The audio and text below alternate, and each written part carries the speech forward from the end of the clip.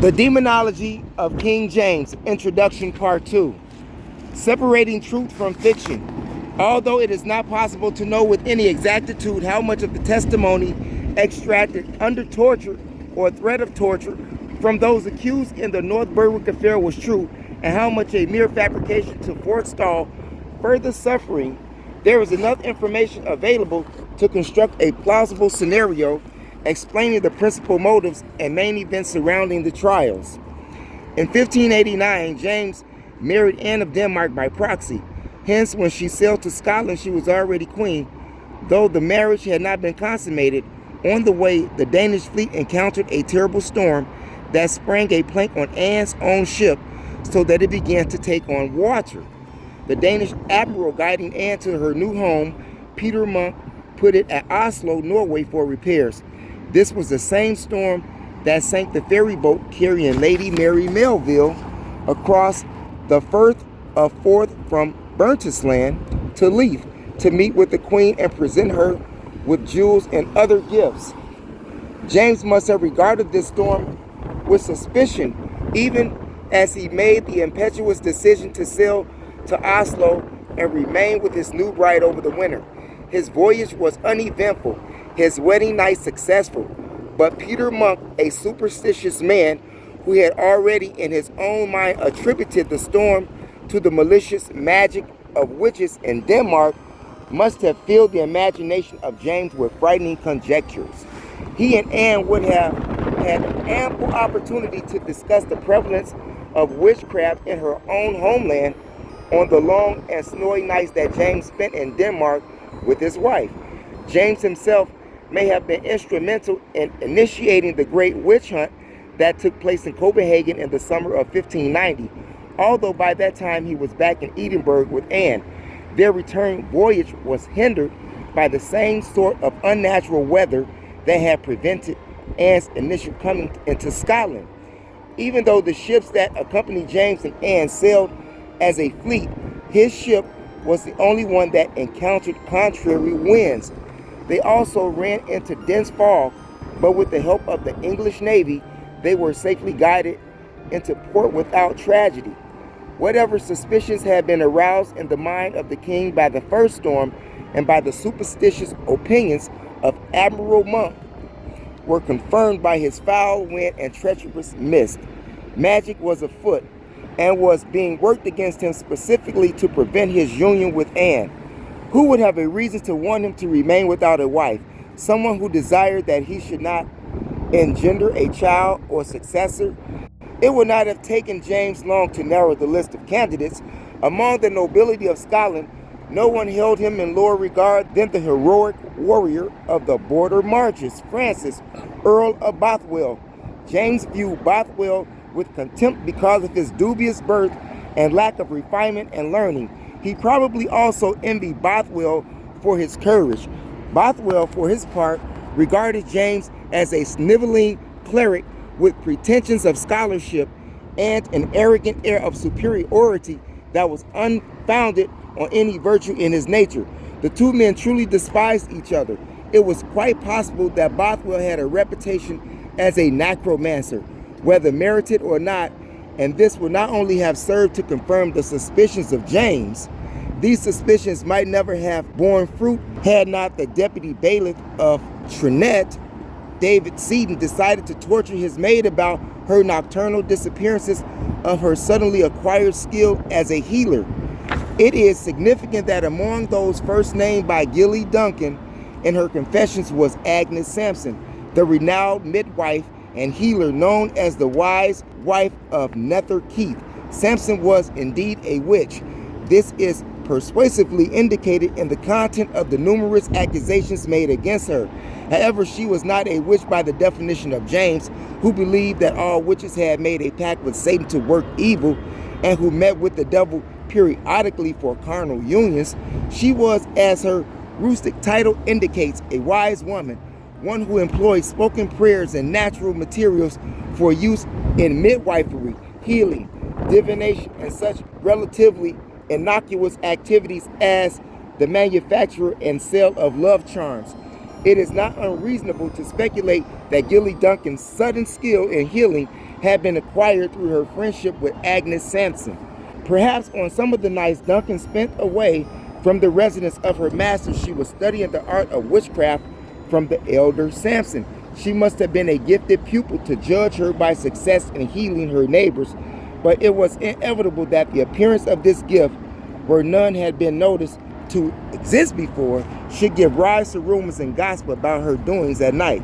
If Gilly Duncan was an apprentice to magic, Agnes Sampson was its mistress. She was the first of the accused in the North Berwick affair to be extensively questioned, and the list of accusations against her is longer and more varied than against any other. The accusations also differ in quality.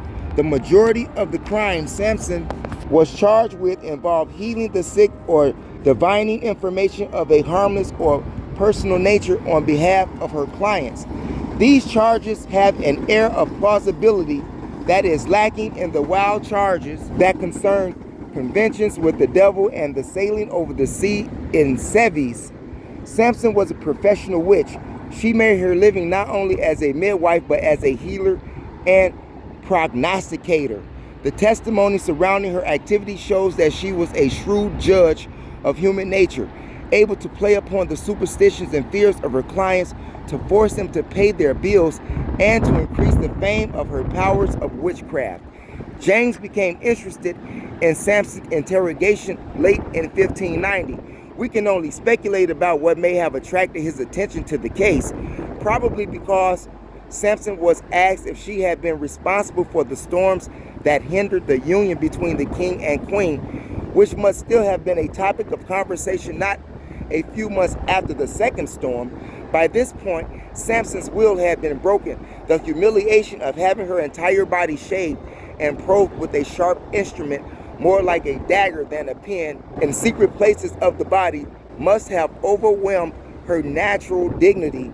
Coupled with the ordeal of the witch's bridal she was made to wear to prevent her uttering charms and the deprival of her sleep, these indignities rendered her willing to say anything at all in the hope of shortening her ordeal. Sampson was a clever woman and vain about her abilities. When at one point James jumped up in fury and declared that she was a liar, Sampson took him aside and convinced him of her power by telling him secret matters he had whispered to his wife on their wedding night in Oslo. James was astounded, and from the onward had no doubts as to the guilt of the accused. What Sampson did was nothing that would have been beyond the ability of any competent fortune teller, adept in the art of reading facial expressions, and who knew how to present information acquired long ago through ordinary channels as occult revelations. It is even possible that she did indeed possess some degree of psychic ability. Why she did it is obvious. As long as the king thought she was lying, he would continue to have her tortured. Once he believed that she was telling the truth, the torture would stop. Much of the underlying structure of the events attributed to the accused in the North Berwick affair was supplied by Agnes Sampson, who, as a true witch, was able to provide details about magic practices, such as the use of joints or knuckle bones from corpse and the casting into the sea of a cat to cause a storm. She probably had not employed either of these methods herself, but she would have had knowledge of them. James, having read deeply in the works of the continental demonologists such as Wyer and the occult writings such as Agrippa, was perfectly capable of supplying any material that was lacking that concerned the association and allegiance of the accused to the devil. The confessions of Agnes Sampson was the evidence James had been looking for, that the storm that had almost taken the life of his wife and the contrary wind that delayed his voyage home were the work of the devil. As God's anointed upon the earth, and as the living embodiment of the brave knight of Revelation, mounted upon the white horse, robed in white linen, stained with blood of the wicked, wearing many crowns, who used his weapon, the power of the word, James saw it not only as his duty but his destiny to confront Satan and triumph over him. This is why he involved himself personally in the interrogations and tortures of the accused. When he suggested to Samson that her magic was directed against him, she was eager to agree as a way of stopping her torture. As Agnes Sampson continued to name names and more suspected witches were questioned, at some point the focus moved beyond the small rural region around Saltpans and Trinette and enlarged to embrace Edinburgh. In the beginning, only those of the lower social standing were implicated. However, Samson, in her capacity of midwife and healer, had moved into higher circles and had become acquainted with those of wealth and title. That she ever knew Bothwell is doubtful, but she testified that Bothwell had asked her to divine how long James should reign and what would happen after his death, and that he had induced her to send her familiar spirit to kill the king, but that it had failed. One of those arrested of higher social standings was Barbara Napier, a personal friend of the Earl of Bothwell. She wrote to him in April 1591, telling him to stand fast, that his enemies were conspiring against him. So it is clear that Napier was asked leading questions about his involvement in the affair. Though she refused to implicate Bothwell, the letter came open during transit and was read by many, and its contents found their way back to the king, who was left in no doubt concerning the connection between the accused witches of Bothwell. Near the end of 1590, a courtier of limited importance named Richard Graham was taken into custody. Graham practiced some form of magic. Though it would be the height of charity to call him a necromancer, Bothwell had felt sorry for the man because Graham had been excommunicated and had given him shelter.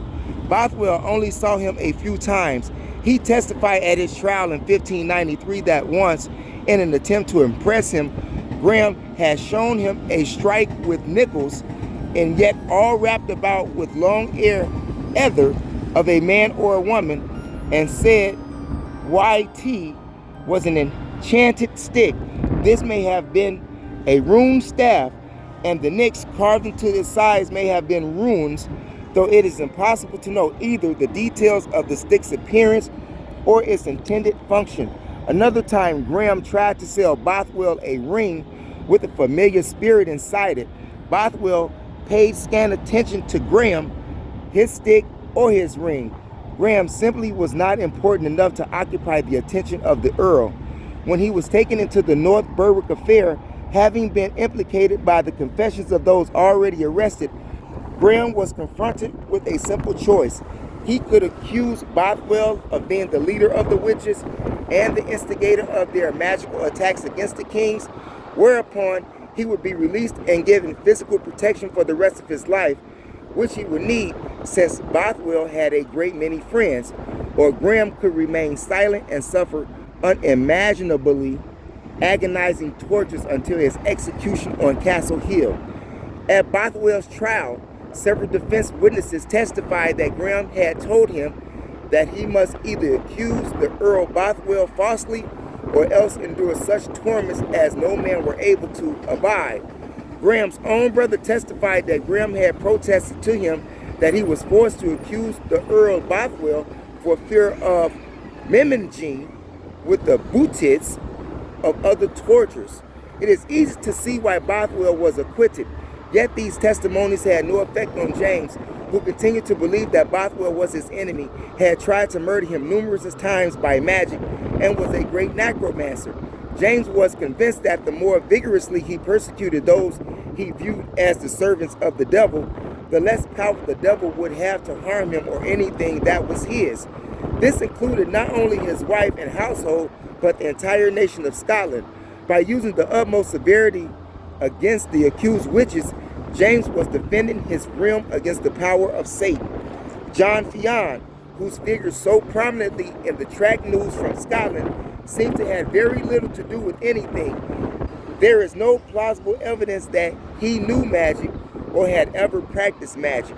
He was simply an easy target, a well-known young man who through his works as a teacher came into contact with a large number of local people, and through his strong sexual appetites had carnal knowledge of a great many women. some of whom were married. In the 16th century, anyone who could read and write and who had much to do with books written in Latin or Greek was apt to be suspected by the uneducated people around him of possessing forbidden knowledge. The only two accused in the affair who can be demonstrated to have had both knowledge and practice of magic are Agnes Sampson and Richard Graham. The Sampson magic, though extensive, was confined mostly to good works. The testimony that she used her arts to cause harm and death, having been extracted by torture, is worthless. Graham was a dabbler trying to impress his betters with his arcane knowledge. Gilly Duncan and Bothwell may or may not have had some slight acquaintance with magic. In my opinion, no significant evidence exists to show that there ever was a plot to kill King James or that there was any form of organized witchcraft in North Berwick area. The only devil in the affair wore the crown of Scotland.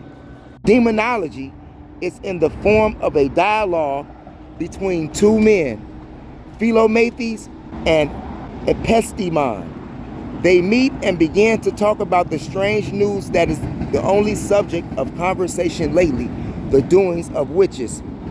Philomathes is a bit skeptical about the reality of witches and witchcraft, but Epistemon, who is obviously the alter ego of King James himself, uses his power of logical argument and his depth of learning to convince his friend that witchcraft does exist and that every form it takes is a serious crime because all witchcraft involves dealings with the devil. Many of his examples are drawn from the Bible. In Book 1 of the work, after arguing that there is indeed such a thing as witchcraft and that its practice is sin, Philomathes divides the arts of magic into two branches, one that calls magic or necromancy and the other sorcery or witchcraft. Magicians or necromancers are those who are allured to this sin by a curiosity after obscure and deep learning. Sorcerers or witches are motivated by either a thirst for revenge against others or a desire for gain. Epistemon ultimately rejects what he calls the vulgar distinction between these two types of occult practices, although there is much to be said for the brevity and clarity of the popular definitions. Surely the difference the vulgar put between them is very merry and in a mature true, for they say that the witches are servants only and slaves to the devil, but the necromancers are his masters and commanders. Epistemon divides the occult arts into what he terms the devil's school and the devil's rudiments. The first is the study of the magicians and necromancers, who are often men of great learning. It involves complex circles, conjurations, numerous types of spiritual beings, and divine words of power. The second, the rudiments, is the study of the unlearned sorcerers and witches and involves the manipulation of common words, herbs, and stones for the making of what Epistemon terms unlawful charms that operate without natural causes.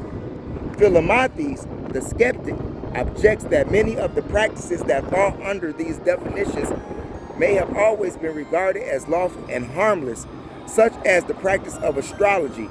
Epistemon divides astrology proper into two branches: the observation of the natural effects of the heavenly bodies on the seasons and the weather, which he regards as not strictly unlawful when used in moderation, and the use of such observations to foretell the future, which is always unlawful in his opinion, even though such practices are widely condoned.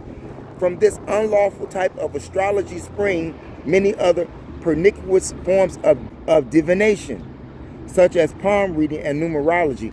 All of the planets and stars is forbidden in the Bible. The study of necromancy is said not in itself to be an offense, although it is perilous, but the use of magic circles and conjurations is always unlawful in the opinion of Epistemon, since no one can be a student in a school without being subject to the master of that school, and the master of the school of magic is the devil. Although the magician may start out using magic circles or words of power to bind the devil and his servants, Epistemion asserts that he quickly moves toward the making of a pact with Satan. Philomathes is a bit skeptical as to why a magician should give up the circles and other aspects of his art that allow him to rule and control demons, and instead voluntarily subject himself to the devil's authority by means of a contract. The answer of Epistemion seems a bit weak on this point.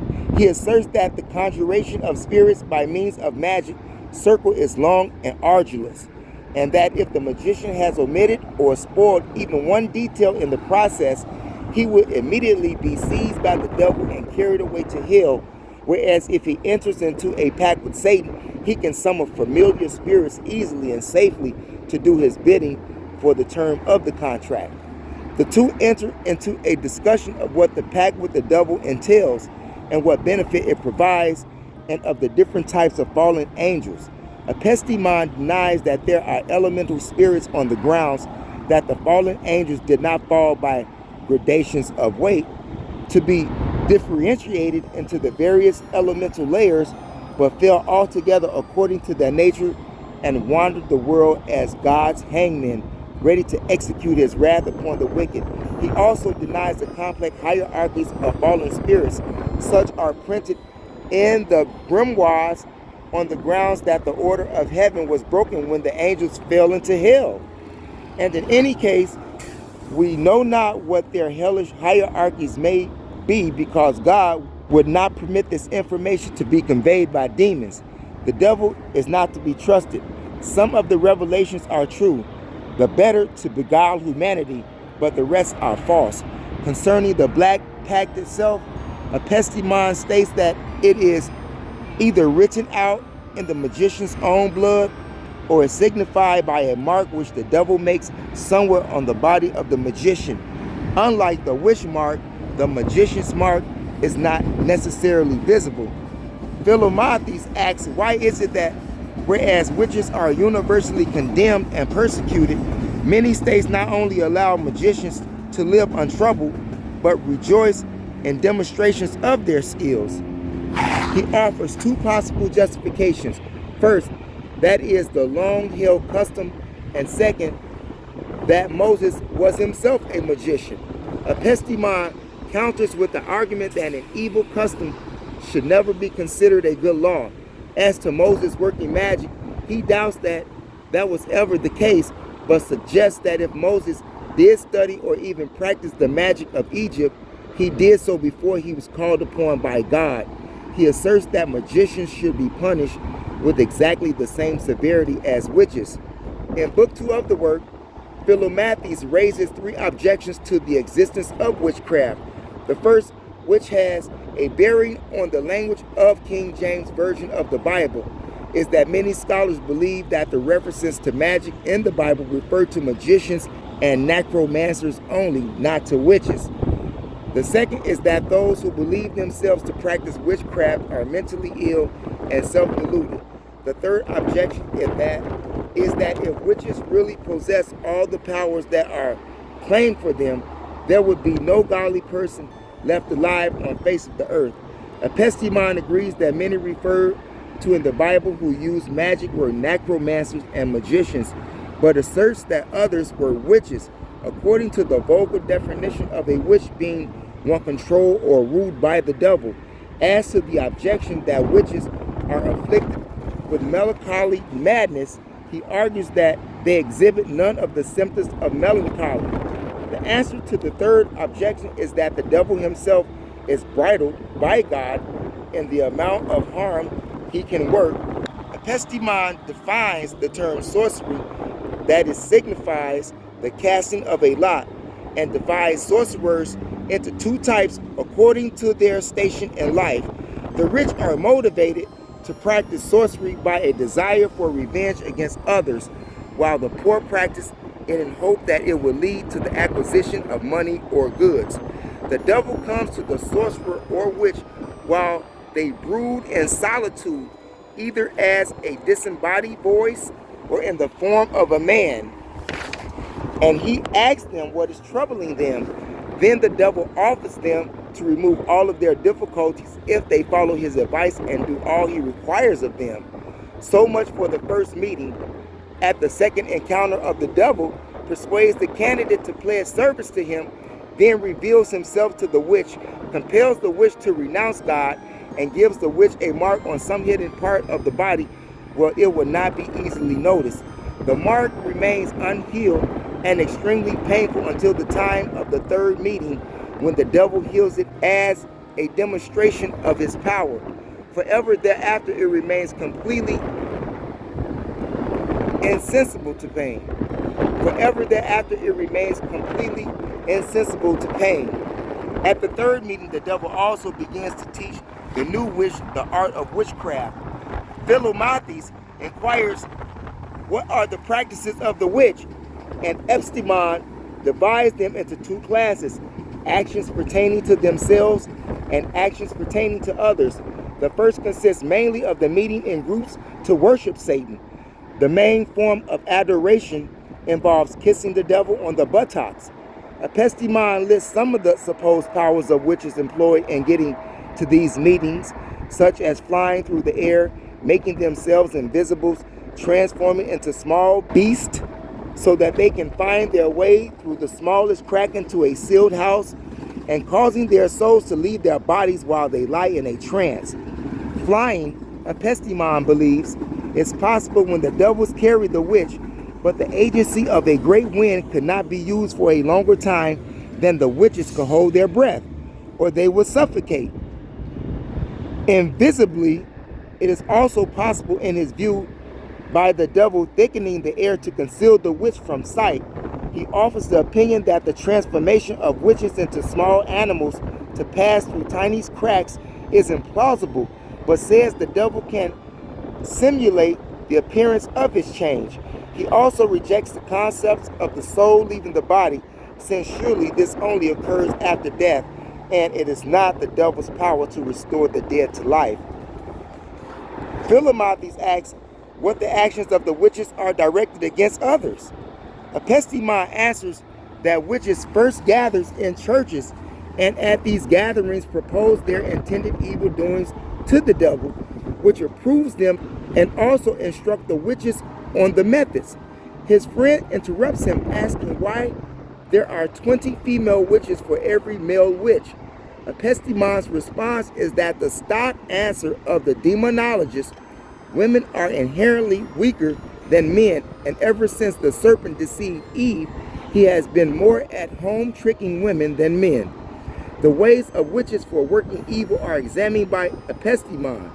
They are pictures of wax or clay bearing the name of the intended victim that are roasted over a fire. Occult poisons that receive their active virtues from the devil. Spells that cause love or hate. The spreading of diseases. The raising of tempests. The inducing of madness. The causing of spirits to hunt persons or houses, and causing of individuals to become possessed. Philomathes wonders whether God would permit such misfortunes to befall men and women who believe in him.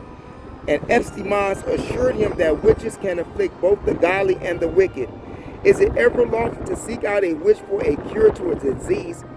For a cure to a disease that has been caused by witchcraft? Never lawful. Epistemon assures his friend the only lawful remedy is prayer.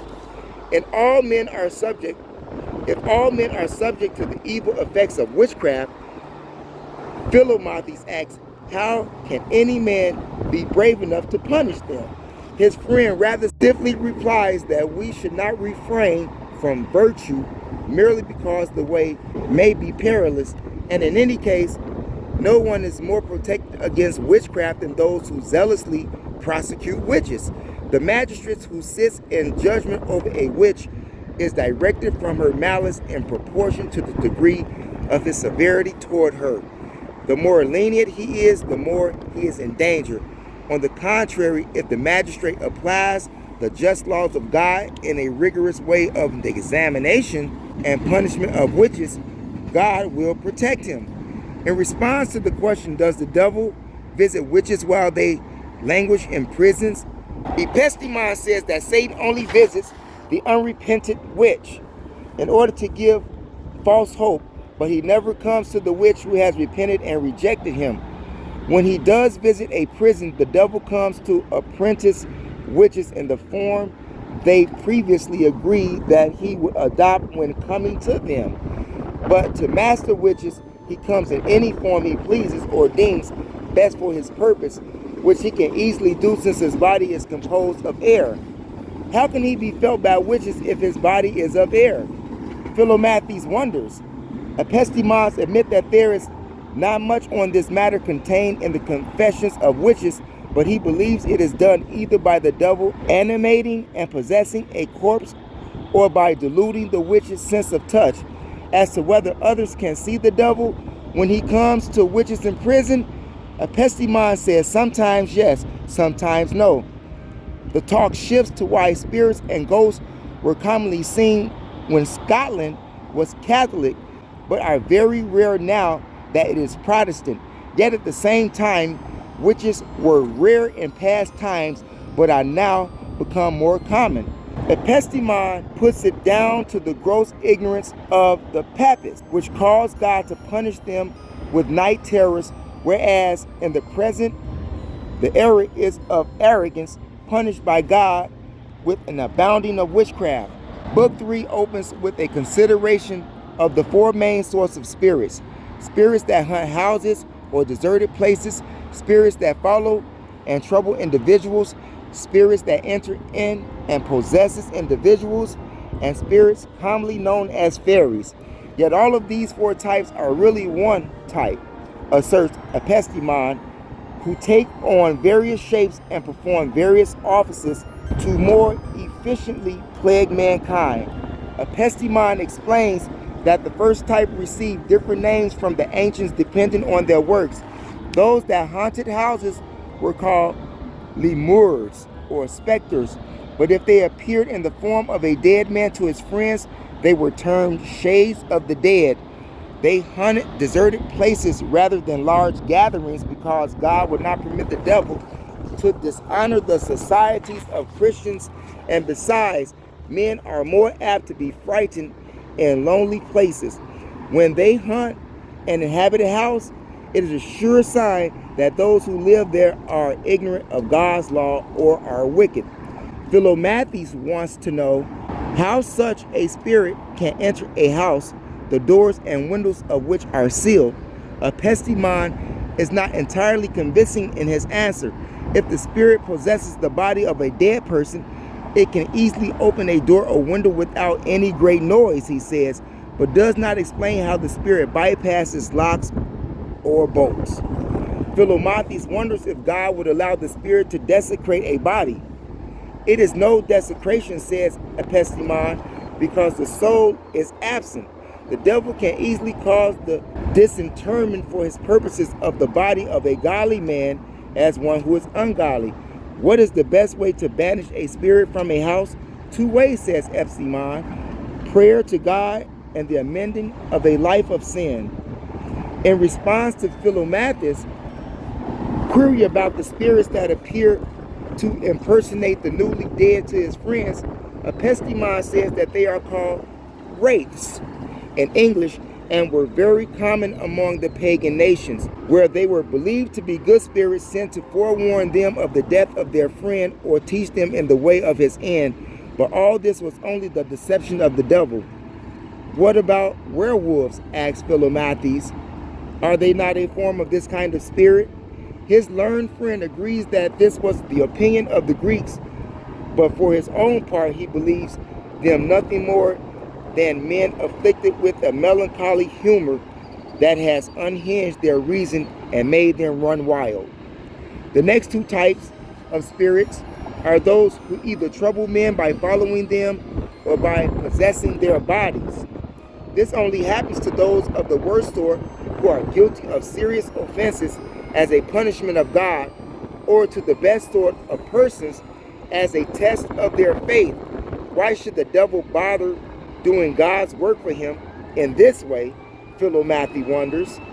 And his friend replies that the devil has 2 goals: the lives and the souls of those he persecutes in this manner. Considering the spirits that follow after men, Philomathes observed that there are two sorts: those who trouble the individuals they associate with, and another kind that does them good service and warns them against future dangers. He asks whether the second sort are what is known as guardian angels. Epistemon retorts that the pagan belief that everyone has a good angel and an evil angel is a gross error.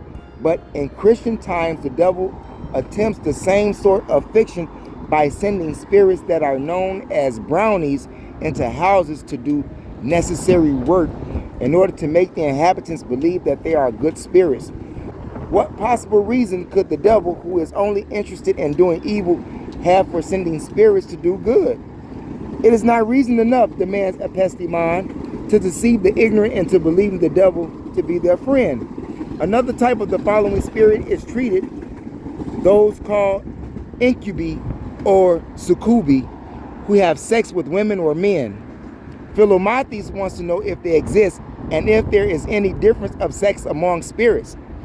Epistemon replies that this sort of spirit operates either by stealing the sperm of dead men and injecting it into women, which cause many nuns to be burnt, or else by animating a corpse. Either way, the sperm used by the devil is always icy cold. Epistemon denies that spirits have any inherent sexual differentiation, since the division of the sexes is confined to living things, or that such spirits can engender monsters. The seed of a dead man cannot impregnate, being also dead, and if the seed of a living man is stolen and used, overlooking for the moment the fact that it will cool down and become infertile in transit, the child engendered will be normal, since the seed is normal. However, the devil can make a woman who is not pregnant get a swollen belly and appear to be pregnant, and on such occasions, the midwife may pretend that she has given birth to something monstrous.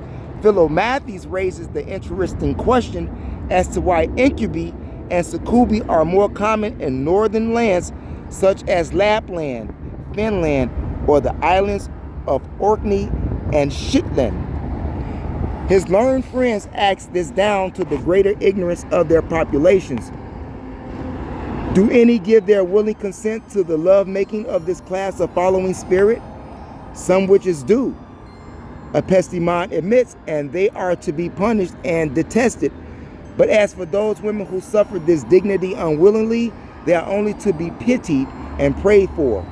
Philomathes wonders if what is called the mare is the type of sexual spirit, but he has answered that the mare is only a kind of natural sickness caused by thick phlegm lying over the heart and giving the impression that a weight is holding the body down while at the same time sapping the body of its strength to move. Two matters interest Philomathes concerning the class of possessing spirits. How can the possessed be distinguished from the insane? And how can the priests of the Catholic Church, being heretics, cast these spirits out? There are various ways to tell a person's possessed from one who is insane. Epistemon tells him the possessed fears the cross and the name of God, have unnatural strength and agility, and have the power to speak in languages they never learned, which they do in a hollow voice that seems to emanate from the breast rather than the mouth. As for how the priest can cure the possessed, usually the cure is not permanent, but only temporarily. And when it is permanent, as it sometimes is, the cure proceeds not from any virtue of the priest, but from the virtue of Christ. When the priests follow his instructions for exorcism, which are fasting, prayer, and that the action be done in his name. Progression to the last class of spirits, the fairies, Epistemon declares that the stories about them were much more common under the papists, but that for his part he does not believe in their existence except on occasions when they are mere deceptions of the devil. Philomathes objects that many men have gone to their deaths swearing that they were transported by fairies into hell, where they met the fairy queen and received her from a magic stone that they were able to produce in evidence. His friend responds that in the same way the devil can make men believe that their soul can leave their body, so he can deceive them into thinking they have visited fairyland while they lie senseless in a trance, and can convey a common stone into their hand. And when they see those who they know among the fairies, and take this for an omen of the imminent deaths of those persons, it is only another trick of the devil. Philomathes wonders if fairies only appear to witches or can appear to others too. To both, says Epstein, they come to others either to frighten them or to impersonate a cleaner sort of spirit than they really are. But to witches they serve as a way of persuading gullible magistrates that they ought to be punished with less severity. The first group should be pitied, but those who use the spirits for divination deserve an even more severe punishment than the average witch because they are less honest. The two discuss briefly the question of the multitude of names of spirits. Epestemon dismisses this as just another knavery of the devil used for the purpose of deception. As they approach the end of their conversation, they consider the matter of suitable punishment for magicians and witches. Epestemon states flatly that they should be put to death. In what way, he is asked. Commonly, it is done by fire. By any form of execution accepted by the laws of the nation will serve as well. Should any sex, age, or rank be exempted from this punishment? None at all, says Epestemon. Not even children, asks Philomathes. Yes, but only because they are not yet capable of reason. All the rest, those who consult or trust in, or turn a blind eye to, or entertain or incite to magic, are just as guilty as those who practice it and should be put to death. May the prince or chief magistrate spare the life of one guilty of witchcraft? He may delay the punishment, says Epestemon, if he has good reason for doing so, but must not think short to apply it in the end. Philomathes observed that judges ought to beware condemning any unless they are sure the accused is guilty, and his friend agrees that no one should be condemned on the testimony of only one man or poor reputation. How much weight is to be given to the multiple confessions of the guilty in finding against the accused? Epestemon gives his opinion that since in case of treason defamed persons may act as witnesses, their testimony should be sufficient in cases of witchcraft, which is treason against God, for who but witches can prove the doings of witches? What if the witches accuse others of having been present at their imaginary conventions while their physical bodies lie in trance? Philomathes wants to know. In the view of Epestemon, such persons are not a hair the less guilty, since the devil would never dare to borrow their image to place at the witches' conventions without their consent, and consent in these matters is death under law. Thinking to score debating points with his learned friend, Philomathes quickly answers, then Samuel must have been a witch, since the devil borrowed his shape to appear before Saul. But his friend is ready for this argument. Samuel was already dead at the time, and for this reason could not be slandered by the devil. God never permits innocent persons to be slandered in this way, says Epestemon. And as proof of this, those who are carried away by the fairies never see the shade of anyone in the fairy court who is not involved in some way with witchcraft.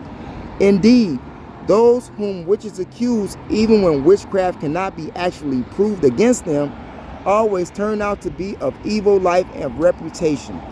There are only two methods of determining a witch according to Epestemon.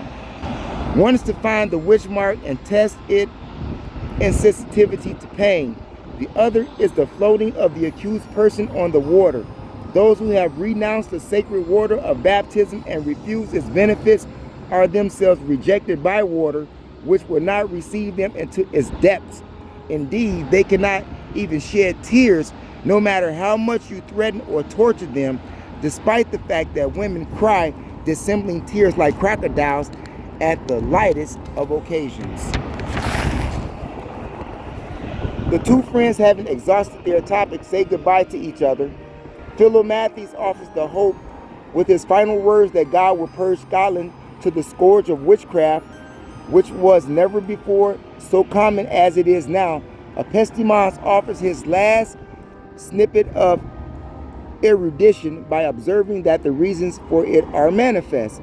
On one hand, the great wickedness of the people has procured this punishment of God, while on the other hand, the approaching end of the world causes Satan to be all the more anxious to work as much evil as he can before his power is ended. And so ends the discourse. We rocking more powers, powers. Up jumps the boogie to the bang, bang boogie. Up jumps the boogie to the bang, bang boogie. We rocking more powers, powers, powers. We rocking more powers, powers. More powers. More powers. More powers. More powers. More powers.